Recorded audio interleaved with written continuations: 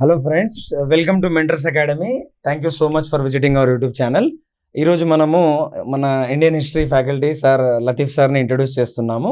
Mentors అకాడమీలో మన Latif sir ఉండడం మనకు చాలా ఫార్చునేట్ అండి. It is fortunate to have sir వచ్చేసి ఏపీపీఎస్సీ గ్రూప్ 2లో మీకు ఇండియన్ హిస్టరీలో 30 మార్క్స్కి ప్రిలిమ్స్లో అడుగుతాడు. అందులో ఏన్షియంట్, మిడివల్, మోడర్న్ అని 3 యూనిట్స్గా డివైడ్ చేశారు. అందులో డీటెయిల్గా మళ్ళీ మీకు సబ్ టాపిక్స్ ఏముంటాయి, ఎలా అడగొచ్చు, పాస్ట్లో క్వశ్చన్స్ ఎలా ఉన్నాయి అనేది సార్ మీకు అంతా స్ట్రాటజీ, అసలు ఏన్షియంట్ హిస్టరీ, మిడివల్, మోడర్న్ 3 అన్నీ కవర్ చేసి మ్యాక్సిమం స్కోర్ ఎలా తెచ్చుకోవాలి అనేది సార్ మీకు ఎక్స్ప్లెయిన్ చేస్తారు. ఓకేనా? రైట్. సార్ 10 years ఎక్స్పీరియన్స్ ఉంది, హిస్టరీలో చాలా అనుభవం ఉంది. అది మనకు చాలా హెల్ప్ఫుల్ అవుతుందండి. మీకు ఎగ్జామ్స్లో ఇలానే మీకు ఇంకా ఏమేమి కావాలో మీరు కమెంట్స్లో మెన్షన్ చేయండి, నేను తీసుకొస్తూ ఉంటాను. ఓకేనా? Thank you so much. First of all, let us know what do we mean by the history. See, as we all know, మనకందరికీ తెలుసు, హిస్టరీ మీన్స్, హిస్టరీ అంటే గతం అని పిలుస్తాం. అయితే గతాన్ని ఎలా తెలుసుకుంటున్నాం? How we are knowing about the past, see to know about the past, గతం గురించి తెలుసుకోవడానికి we have 2 types of resources. మనకు 2 రకాల ఆధారాలు ఉన్నాయి. సో one is లిటరేచర్, అంటే సాహిత్యము. Second one is material remains.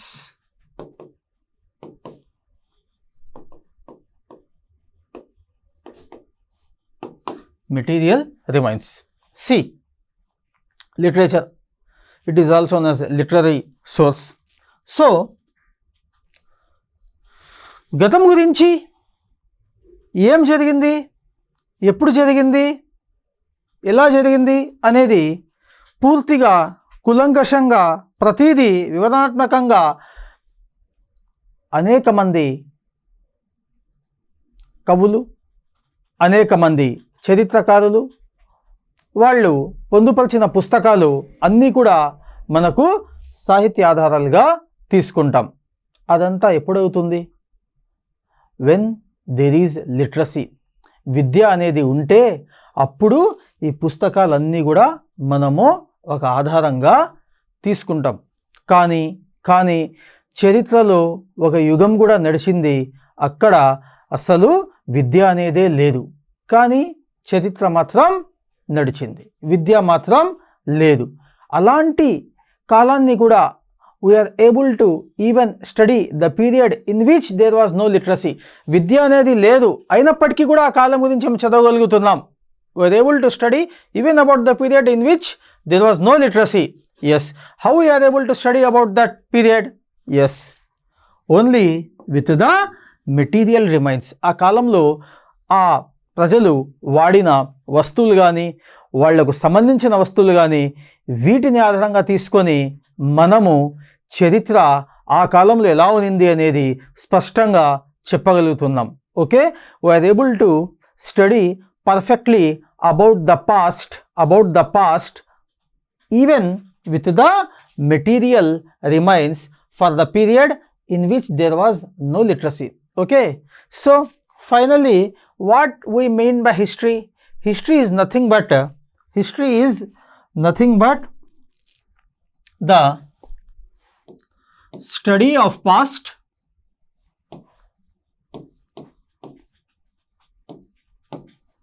through literature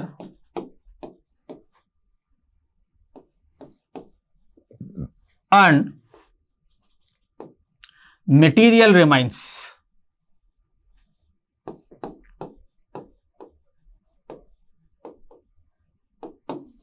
Okay, yes, this is the original definition of history. Okay, yes. So who is the father of history? Charitra Pitamahudu. Who is the father of history? Yes, the father of history is Herodotus. Who is he?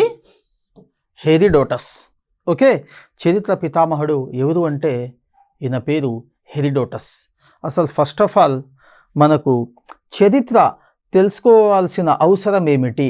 What is the need to study about the history in every examination of our competitive field? చరిత్ర గురించి తెలుసుకోవాల్సిన అవసరం ఏంటి? దేనికోసం చరిత్ర చదవాలి? చరిత్ర అనేది దేనికోసము చదవాలి? చరిత్ర చదవడం వల్ల మనకు ఉన్న లాభం ఏంటి? What is the need to study the history and what is the advantage if there is the subject history included in our competitive field or competitive examination? See, history, the greatness of history is whatever we are studying about the past, most of the things are repeating even till now. We have studied about the past, but the things are even repeating till now, even in this era. Okay, that is the greatness of history. గతం గురించి చదువుతాం మనము. అయితే గతంలో ఏమేమైతే జరుగుతున్నాయో, గతంలో ఏమేమైతే జరిగాయో అవన్నీ కూడా ఇప్పటికీ కూడా మన కళ్ళ ముందర జరుగుతూనే ఉన్నాయి. What is the best example? What is the best example? See, so we have many types of inventions related to the past. గతంలో అనేకమైన కొత్త ఆవిష్కరణలు మానవుడు కనుక్కున్నాడు. అయితే చూడండి, for example, man had invented fire and it was in a Mesolithic period. Mesolithic period. The time period of Mesolithic period is around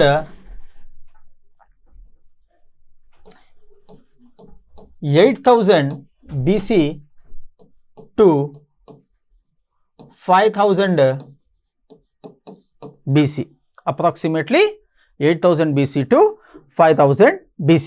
okay, అగ్గిని ఎప్పుడు కనుక్కున్నాడు మానవుడు? ఎప్పుడో 8000 క్రీస్తు పూర్వం సంవత్సరంలో కనుక్కున్నాడు. అయితే even till now is fire not being utilized by the human beings? Yes, definitely it has become a part of life in our complete survival of our human being, right? అదే చరిత్ర యొక్క గొప్పతనం ఏంటి అంటే, చరిత్రలో ఏవైతే మనం గతంలో చదివామో అవన్నీ కూడా తర్వాత కాలాలలో కంటిన్యూస్గా రిపీట్ అవుతూ ఇప్పటి వరకు కూడా చరిత్ర అనేది గతం కావచ్చు, కానీ చరిత్రలో ఉన్న ప్రతిదీ కూడా ఇప్పటికీ పునరావృతము అవుతూనే ఉంటుంది. That's why called history again. History creates a history. ఓకేనా? Yes. So for example, Indus valley civilization. So in our Indian history we have many civilizations. చరిత్రలో ఒక్కసారి మనము గతంలోకి వెళ్తే మనకు అనేక రకాల నాగరికతలు ఉన్నాయి. We have many types of civilizations. Okay, out of the many civilizations the most important one was Indus valley civilization. Indus valley civilization. Okay na? This Indus Valley civilization, Sindhu Nagarikata. So in the period of Indus Valley civilization, we have worshipped nature.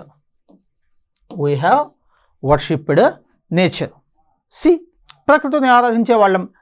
And what is included in nature? For example, rivers, trees, animals, for example, birds, etc. So, in that period, the people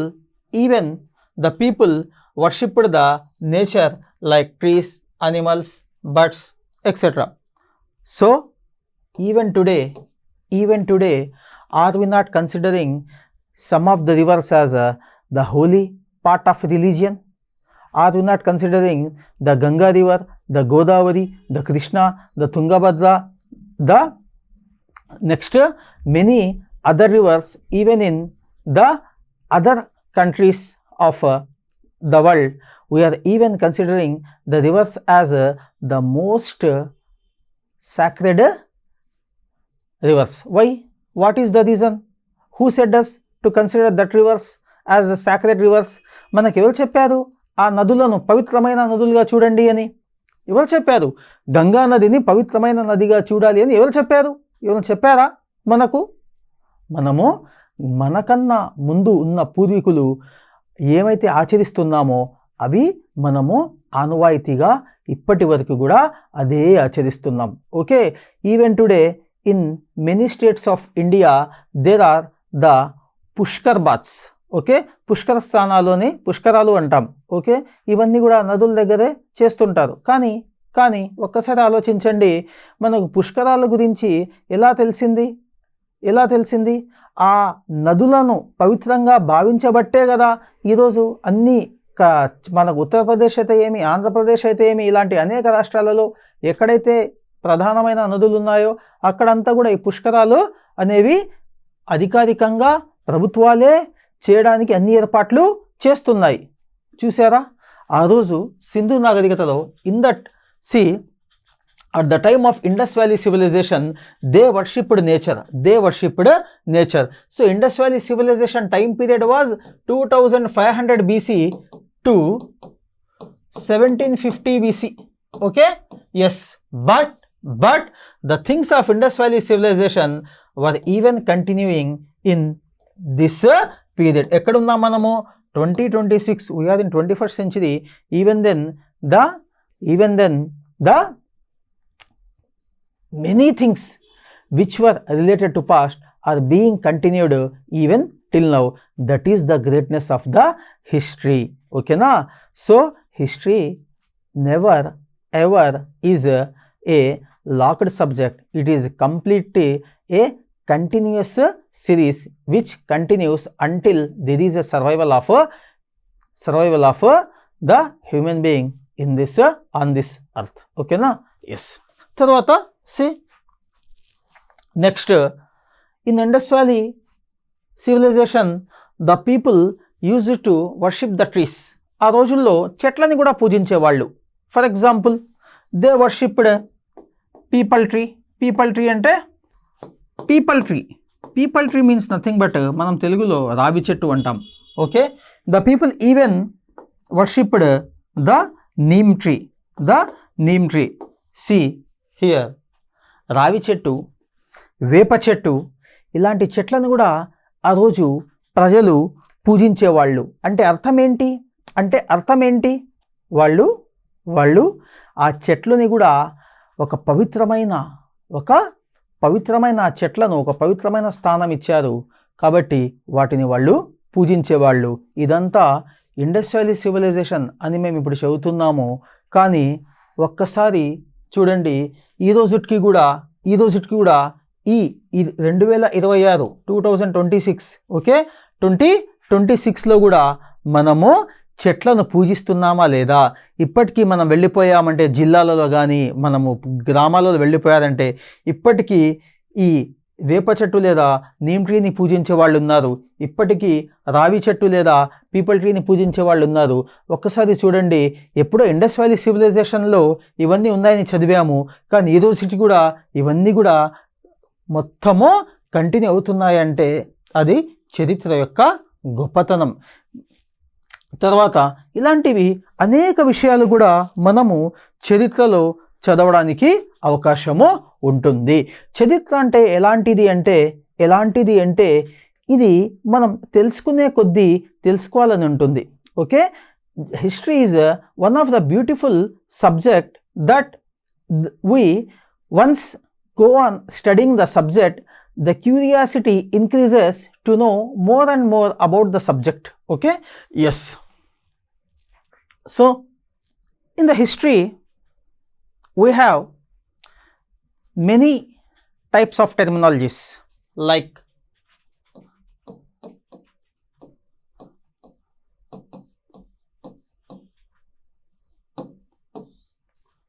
inscription. See, what is inscription? శాసనం అంటే ఏంటి? What is inscription? మనం చాలా చోట్ల వింటుంటాం, so and so is an inscription issued by Ashoka, so and so is an inscription issued by the Gautamiputra Shatakarni, whatever it may be. అంటే అనేక మంది రాజులు అనేక రకాల శాసనాలు వేయించారని చెబుతుంటాం. అసలు శాసనం అంటే ఏంటి? What do you meant by the inscription? See, the first of all the concept of inscription is eulogy, which means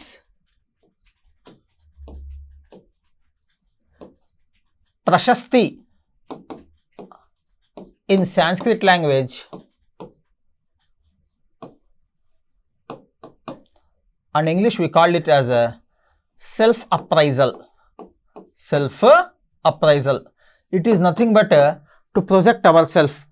మన గురించి మనం గొప్పగా, మనం గురించి మనం గొప్పగా చెప్పుకోవడమే ఇది ప్రశస్తి అంటాము. ఈ ప్రశస్తిని ఇంగ్లీష్లో మనము యూలజీ అంటాము లేదా సెల్ఫ్ అప్రైజల్ అంటాము. ఈ శాసనం యొక్క ముఖ్యమైన కాన్సెప్ట్ లేదా నిర్వచనం కూడా ఏంటి అంటే ఇది యూలజీని కలిగి ఉంటుంది లేదా ఇది ఒక సెల్ఫ్ అప్రైజల్ని కలిగి ఉంటుంది. శాసనం ఏంటి అంటే ఇది ఒకరి గురించి గొప్పగా వర్ణించడమే శాసనం. అంటే ఎవరైతే శాసనం వేయిస్తున్నారో వాళ్ళ గురించి కానీ వాళ్ళ రాజ్యం గురించి కానీ వాళ్ళకు సంబంధించిన వాళ్ళ గురించి కానీ వాళ్ళు గొప్పగా లిఖిస్తారు. దాన్నే మనము శాసనం అని పిలుస్తాము. అంతేగాని ఈ శాసనము పొరపాటున కూడా ఒక రాజ్యం గురించి కానీ ఒక రాజు గురించి కానీ ఎలాంటి నెగిటివ్ ఆస్పెక్ట్ని కలిగి ఉండదు. అంటే ఎవరైతే శాసనం వేస్తూ ఉంటారో వాడు తమ గురించి గొప్పగానే రాసుకుంటారు, కానీ పొరపాటున కూడా తమ వైపు ఉన్న ఎలాంటి నెగిటివ్ ఎలిమెంట్స్, ఎలాంటి అంటే వాళ్ళ గౌరవాన్ని కించపరిచే విధంగా పొరపాటున ఇలాంటి శాసనాలు వేయించరు. ఫర్ ఎగ్జాంపుల్, అశోకుడు ఉన్నాడు. అశోకుడు ఒక 50 యుద్ధాలు గెలిచాడు అనుకుంటాం, 50 యుద్ధాలు ఓడిపోయాడు అనుకుంటాము. కానీ అశోకుడు 50 యుద్ధాలు గెలిచిన మాటే రాసుకుంటాడు, కానీ పొరపాటున కూడా 50 యుద్ధాలు ఓడిపోయాననే విషయము ఈ యొక్క శాసనంలో తెలుపడు. ఎందుకు తెలుపడు? ఏంటి అంటే శాసనం యొక్క ముఖ్య ఉద్దేశమే ఏంటి అంటే మనము మన గురించి గొప్పగా వర్ణించుకోవడం, మన గురించి గొప్పగా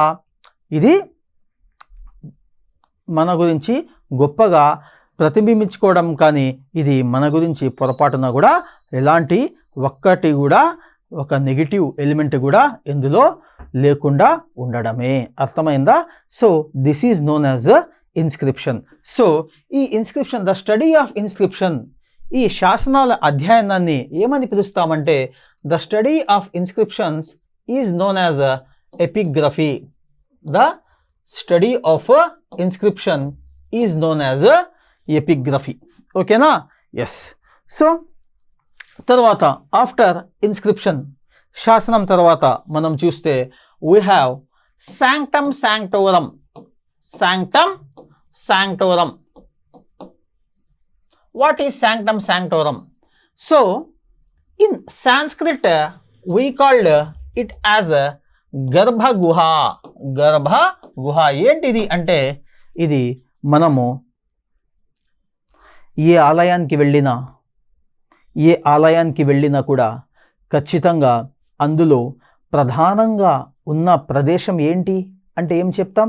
ఎక్కడైతే దేవుడు ప్రతిష్ఠించి ఉంటాడో ఆ ప్రదేశాన్నే మనం ప్రధానమైన ప్రదేశంగా భావిస్తామో దాన్ని ఏమని పిలుస్తాం? మన తెలుగు భాషలో గర్భగుడి అని పిలుస్తాము, సాంస్క్రిట్లో గర్భగుహ అంటాము, ఇంగ్లీష్లో శాంక్టమ్ శాంక్టోరం అని పిలుస్తాం. ఓకేనా? Yes. Now see, so sanctum sanctorum, ఇక్కడ ఎందుకు ఈ శాంక్టమ్ శాంక్టోరం లేదా గర్భగుడి గురించి చరిత్రలో మనం అనేక చోట్ల వాడాల్సి వస్తుంది అంటే, so here we have see monotheism, polytheism.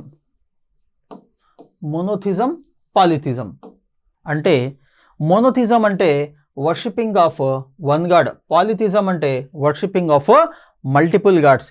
చరిత్రలో ఒక్కసారి వెనక్కి వెళ్ళి చూసాము అంటే అక్కడ అనేక రాజ్యాలలో కేవలం ఒక దైవాన్ని మాత్రమే ఆరాధించారు. కానీ కొన్ని రాజ్యాలలో చూస్తే మాత్రము వారు ఒకరికన్నా మించిన దైవాలను ఆరాధించారు. అయితే ఒకే ఆలయంలో ఒకే గర్భగుడిలో మనము చూసామంటే ఒకరికన్నా ఎక్కువ మంది దేవుళ్ళ విగ్రహాలు ప్రతిష్ఠ కూడా చేసి ఉంచారు. అర్థమైందా? సో ఇలాంటి విషయాలు తెలుసుకోవడం కోసమే మనము అప్పుడప్పుడు ఈ శాంక్టమ్ శాంక్టోరం లేదా మనము గర్భగుహ అనే పదాన్ని చరిత్రలో వాడుతుంటాం. ఎస్. తర్వాత మనకు నెక్స్ట్ కాయిన్స్, నాణ్యాలు. See, what is the importance of the coins in Indian history?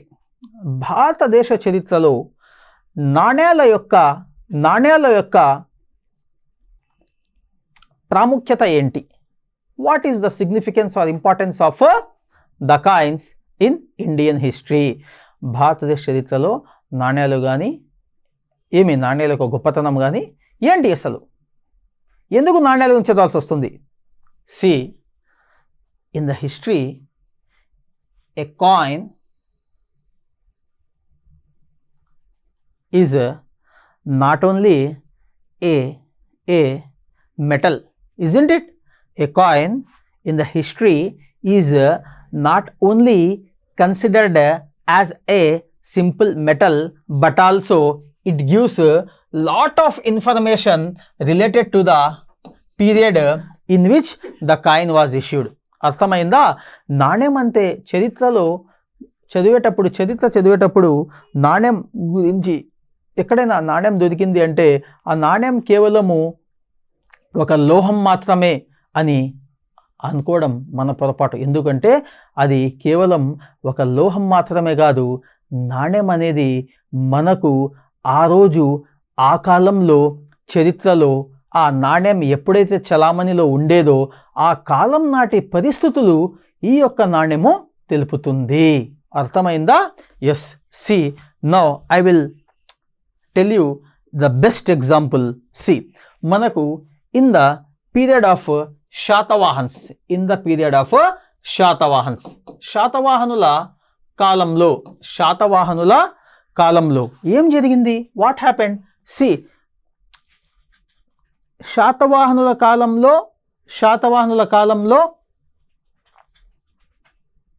ఆనాటి కాలంలో వ్యాపారం లేదా వాణిజ్యం ఉందా లేదా అని మనం తెలుసుకోవడానికి మన దగ్గర ఉన్న ప్రధానమైన ఆధారాలలో ఒకటి ఈ యొక్క నాణ్యం, కాయిన్. ఓకేనా?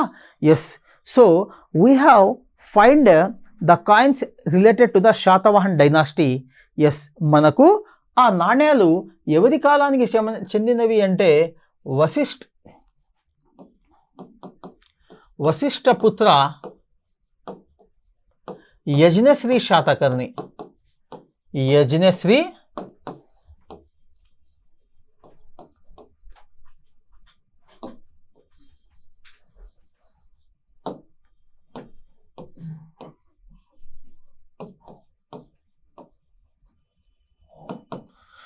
ఓకే. ఎస్. సి, ఆ నాణ్యం ఎలా ఉందో ఇప్పుడు ఒక్కసారి గమనిస్తాం. మనకు వశిష్ఠపుత్ర శాతకర్ణి కాలం గురించి, వశిష్ఠపుత్ర శాతకర్ణి కాలానికి సంబంధించిన నాణెము మనకు ఎక్కడ దొరికింది అంటే we found it in రోమ్లో ఈ యొక్క నాణెము దొరికింది. అయితే లిజన్ కేర్ఫుల్లీ, వినండి. ఈ నాణెం చూస్తే అపారమైన సమాచారము, ఇది వాణిజ్యానికి సంబంధించిన అపారమైన సమాచారం ఇస్తుంది. అది ఎలా అంటే, see here, in this coin the image was shown as the ships were moving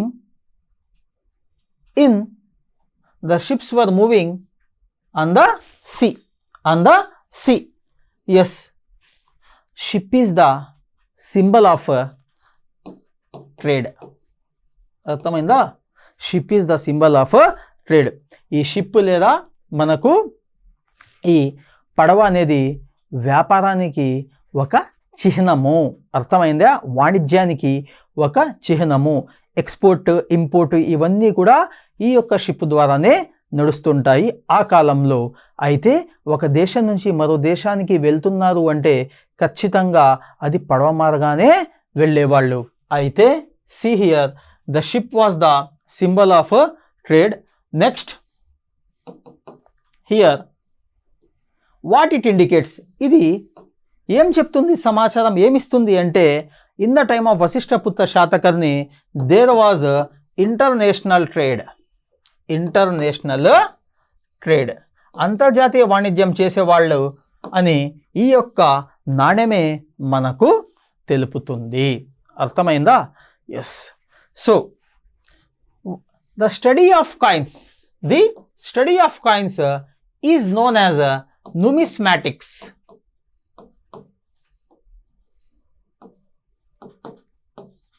The study of coins is known as numismatics. Okay na? Yes. Tarvata, see once about the history subject which was in the syllabus of group 2 preliminary, group 2 screening test. Okay, yes. See, ఇక్కడ మనకు ఏమేమి ఇచ్చారు సిలబస్లో అంటే, see we have ancient history. Yes, what is ancient history? First of all, ancient history అంటే ఏంటి, ఎలా అర్థం చేసుకోవాలి ఏన్షియంట్ హిస్టరీని? How we have to understand? Yes, ancient history అంటే, what is ancient history? The history which was from the period of the survival of human being to before the arrival of Arabs in India. భారతదేశంలో మానవుని సంచారం మొదలైనప్పటి నుంచి అరబ్బులు భారతదేశంలో వచ్చే వరకు, అరబ్బులు భారతదేశంలో ఎప్పుడైతే అడుగు పెట్టేశారో మెడివల్ ఇండియన్ హిస్టరీ స్టార్ట్స్. ఓకేనా? ఎస్. నెక్స్ట్, ఆ తర్వాత ఎప్పుడైతే యూరోపియన్లు భారతదేశంలో అడుగు పెట్టారో నెక్స్ట్ మోడర్న్ హిస్టరీ స్టార్ట్స్. అర్థమైందా? ఎస్. ఏన్షియంట్ హిస్టరీ అంటే మనకు దీన్ని ఈ ఏన్షియంట్ హిస్టరీ లేదా ఈ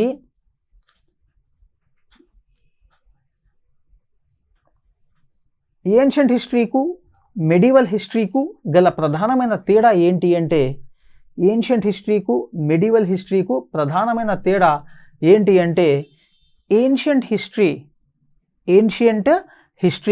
the complete route map of India was made in ancient history. The complete route map of India was made in ancient history. అర్థమైందా? తర్వాత after that the complete structure of administration was started in medieval history.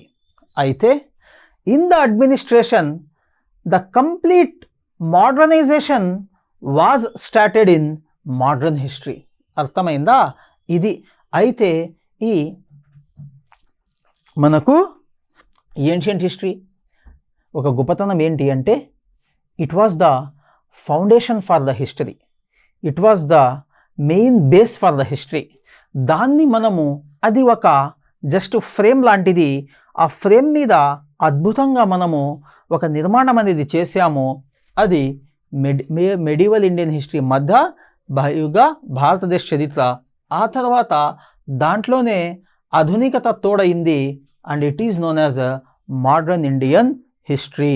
And from the time of the modern Indian history, completely the development has been started in India. Until now, India is being continued as a developing country. Okay na? Yes. తర్వాత so సిలబస్లో చూడండి మనకు ఏమేమి ఇచ్చారు. Silent features of Indus valley civilization అంటే Indus valley civilization సింధు నాగరికత యొక్క ప్రధానమైన లక్షణాలు ఏమున్నాయి, సింధు నాగరికతలో ఏమేం లక్షణాలు ఏంటి అనేది మనము నెక్స్ట్ ఒక్కొక్క టాపిక్ స్టార్ట్ అయినప్పుడు చూద్దాం. తర్వాత నెక్స్ట్ వేదిక్ ఏజ్, వైదిక యుగం. వైదిక యుగం, what is this Vedic age? Vedic age is nothing but the age in which the Vedas are existed in India. ఏ కాలంలో అయితే వేదాల భారతదేశంలో ప్రారంభమయ్యాయో దాన్ని మనము వైదిక యుగం లేదా వేదిక్ ఏజ్ అని పిలుస్తాం. అయితే దానివల్ల ఆ వేదిక్ ఏజ్ తెలుసుకోవడం వల్ల మనకేంటి సార్ లాభం? మనం ఏం తెలుసుకోగలుగుతాము అంటే సమాజం గురించి తెలుసుకోగలుగుతాం, సమాజంలో అప్పట్లో ఉన్న పరిస్థితుల గురించి తెలుసుకోగలుగుతాం. ఈ Vedic age was in 2 stages, early Vedic age, later Vedic age. Early Vedic age ఎలా ఉన్నింది సమాజం అంటే తొలి వైదిక యుగం, లేటర్ వేదిక్ ఏజ్ మలి వైదిక యుగం ఎలా ఉన్నింది సమాజం అంటే రెండిటికి మధ్య తేడా ఎలా ఉంది, రెండిటికి మధ్య తేడా ఏముంది, ఎందుకు తెలుగు వైదిక యుగాన్ని ఒక రకంగా చదువుతాం, మలి వైదిక యుగాన్ని మరో రకంగా చదువుతామంటే మనకు కంప్లీట్ పూర్తి సమాచారము వైదిక యుగం చదివినప్పుడు మనం తెలుసుకుంటాం. తర్వాత next after Vedic age there are religions, Buddhism, Jainism. వైదిక యుగం అవుతూనే వెనువెంటనే 2 కొత్త మతాలు ఆవిర్భవించాయి. ఒకటేమో బౌద్ధ మతం, ఇంకోటేమో జైన మతం. What is Buddhism, what is Jainism? వైదిక యుగం తర్వాత వెనువెంటనే ఎందుకు జైన మతం, బౌద్ధ మతం అనే 2 మతాలు కొత్తగా ఆవిర్భవించాయి? ఎందుకు?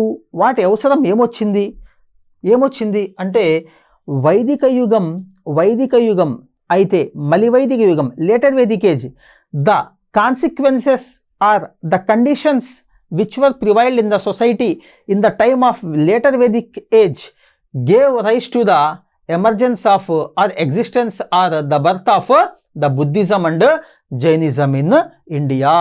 Later Vedic age or మలి వైదిక యుగంలో ఎప్పుడైతే పరిస్థితులు అనూహ్యంగా సమాజంలోని పరిస్థితులు మారిపోయాయో, సమాజంలోని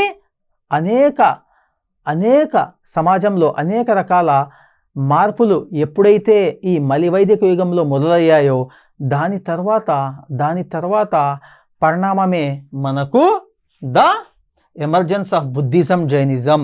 బౌద్ధ మతం, జైన మతం యొక్క పుట్టుక అప్పుడే జరిగింది. తర్వాత next Mauryan empire. Yes, Mauryan గురించి చదవాలి అంటే ముందు మగధ గురించి చదవాలి. ఓకేనా? So after later Vedic age మలి వైదిక యుగం తర్వాత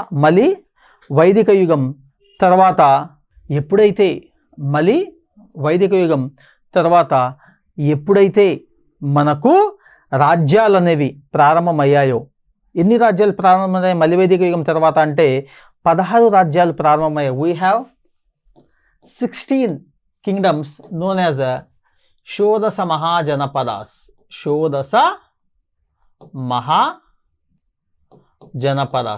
ఓకేనా?